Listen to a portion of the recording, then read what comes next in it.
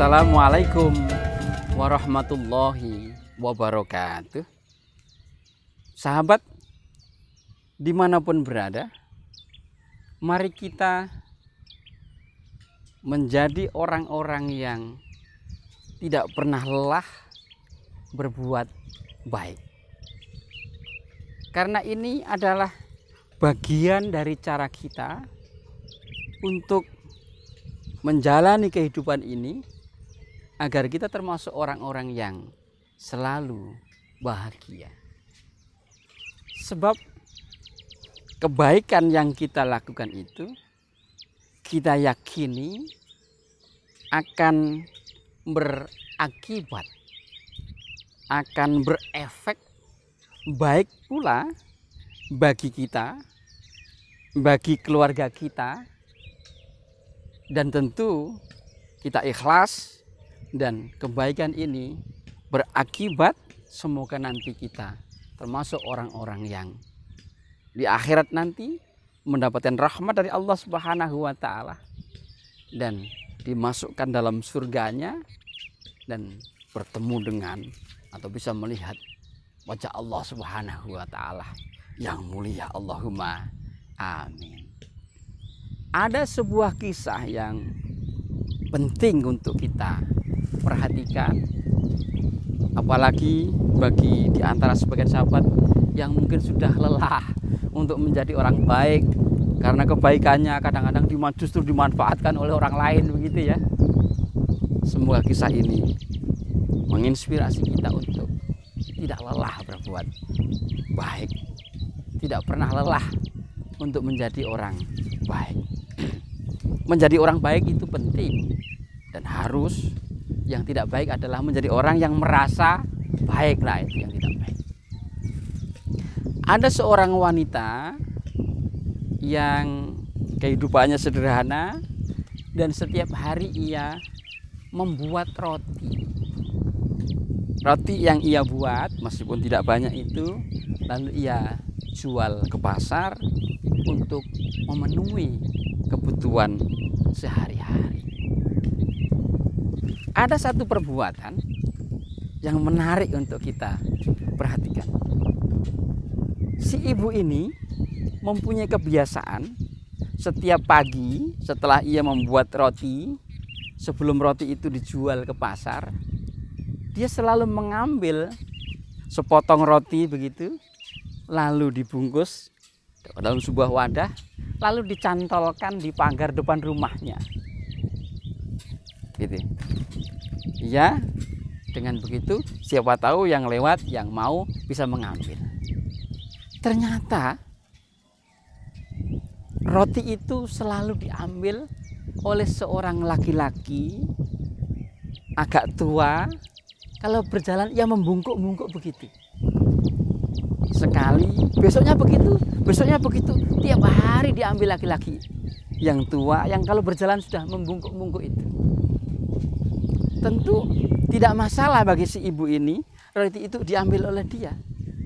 Tapi yang menjadi masalah adalah bagi ibu, masalah ini bagi sang ibu, laki-laki itu tidak pernah mengucapkan terima kasih menurut dia. Kalau mungkin tidak mengucapkan terima kasih, saya tidak masalah, ambil terus tidak masalah. Tapi ada kalimat yang ya selalu seperti menggerutu begitu, mengatakan sebuah kalimat begini. Itu setiap habis ngambil begitu. Keburukan yang kamu lakukan itu akan tetap pada dirimu, dan kebaikan yang kamu lakukan itu akan kembali kepada dirimu. Lalu dia pergi. Besoknya lagi begitu. Tidak mengucapkan terima kasih misalnya, atau hanya sekedar isyarat begini, terima kasih, rotinya diambil, enggak. Berkata begitu lagi. Keburukan yang kamu lakukan akan tetap pada dirimu, kebaikan yang kamu lakukan akan kembali kepada dirimu. Lama-lama si ibu pembuat roti ini di dalam hatinya jengkel juga sama laki-laki ini. Dia selalu mengambil, kalau dia tidak mengambil tentu akan diambil yang lain, begitu pikiran si ibu ini. Tapi itu kata-katanya itu loh, sudah tidak mengucapkan terima kasih, menggerutu dengan selalu berkata-kata begitu. Saking jengkelnya si ibu ini punya niat yang tidak baik. Di dalam roti yang biasanya kadang-kadang dikasih sesuatu yang manis begitu, dicampur coklat atau apa begitu. Ini diberi sedikit racun. Ada racun tikus begitu dicampurkan di situ. Supaya laki-laki itu tidak kembali lagi ke situ. Sudah diadai plastik, diadai bungkus begitu, lalu berjalan mau dicantumkan pagar itu. Si ibu ini gemetar kakinya, gemetar tangannya, gemetar hatinya. Tidak tega, tidak tega. Jadi nafsunya yang dibisiki oleh bisikan-bisikan tidak baik agar laki-laki itu dihilangkan saja, dienyahkan saja dengan racun itu, kalah oleh kebaikan yang ada di dalam diri pribadi sang ibu. Ia gemetar, akhirnya kembali. Rotinya itu dimasukkan dalam tubuh, dibakar. Akhirnya diganti dengan roti yang baik, ditaruh lagi di situ. Diambil, diintip oleh si ibu, diambil lagi oleh laki-laki yang berjalan bungkuk itu sambil tetap berkata, keburukan yang kamu lakukan akan tetap pada dirimu, kebaikan yang kamu lakukan akan kembali kepada dirimu. Lalu dia pergi. Setelah dari pasar, istirahat di rumah, setelah jual roti di pasar, sore ada laki-laki muda yang kurus yang datang ke rumah itu. Jadi, sahabat dimanapun berada, si ibu ini punya anak laki-laki yang sudah sekian tahun tidak pulang ke rumah.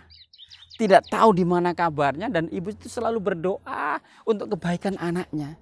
Dan laki-laki kurus, laki-laki muda kurus yang datang itu adalah anaknya. Kurus sekali dia. Tampaknya dia hidupnya tidak menentu, sehingga mungkin makan saja tidak mampu. Tampak sekali dari pakaiannya yang kusut. Rambutnya kusut, wajahnya tirus, menangis. Sampai setelah itu dibuka, ibunya merangkul anaknya, anakku, sambil menangis. Ibu, saya tadi itu hampir saja mungkin tidak sadarkan diri.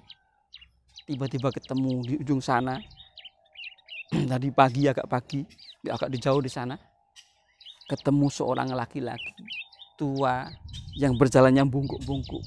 Saya diberi roti. Ini tiap hari aku makan, tapi hari ini aku berikan kepadamu. Tampaknya kamu lebih membutuhkan. Lalu aku makan roti itu. Setelah tenaga kepulih, aku berjalan pulang ke sini, ibu. Ibunya makdek hatinya. Kalau saja jadi ia memberi racun di dalam roti itu, tentu yang makan adalah anakku sendiri. Sahabat, dimanapun berada, jangan pernah lelah untuk berbuat baik. Karena kebaikan itu akan kembali kepada kita, akan kembali kepada keluarga kita. Lebih-lebih mari selalu berbuat baik, ikhlas hanya karena Allah Subhanahu wa Ta'ala, sehingga kita termasuk orang yang bahagia hidupnya di dunia dan semoga nanti di akhirat kelak pula. Allahumma amin.